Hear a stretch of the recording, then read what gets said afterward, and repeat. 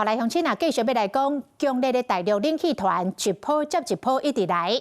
面对这冷死死的天气，到底要安怎清查才妥当呢？有医师来分享，讲无啊、按紧甲袂啊，第一重要。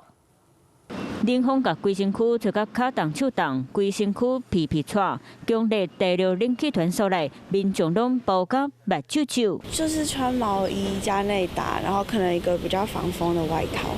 围巾比较少，对，因为男生可能觉得围巾比较没有那么方便，对啊，但是帽子啊或者是袜子一定会穿。胸坎肌动症专科医师黄显伫咧面册顶分享，根据瑞典的一项研究，环境温度每降10度，心肌脱风险就增加7%。英国研究嘛发现，逐工平均温度降1度，心肌脱过往的风险就增加2%。要如何预防这个风险发生？来教你撇步。穿上外套如果还不够保暖，您可以戴上帽子。围上围巾，再穿上袜子，就能达到最保暖的效果。我们很多的热量、热能都从3个地方：头部、颈部、脚部狂流失。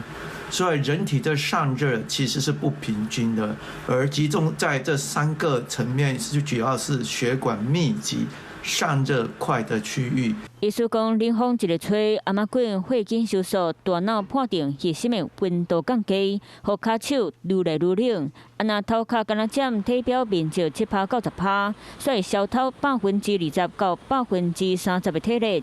因为头壳皮血筋侪，若无做好保暖，诸如神经会误判体温无够，落尾骹底因为冷风刺激血筋收缩，大脑嘛判定规身躯寒冷。只不过大人知影会冷，红婴仔幼囡仔也袂晓讲话。特别市立联合病院儿童保健科主任黄启南就讲，幼囡仔凊彩关照是比大人加一领，穿好较厚来代替厚的棉质被，半暝啊就较袂两被寒着。Hello， 我是蒋欣梅，想要抢先掌握最及时的新闻资讯吗？赶快订阅、按赞、开启小铃铛，锁定华视新闻 YouTube 频道。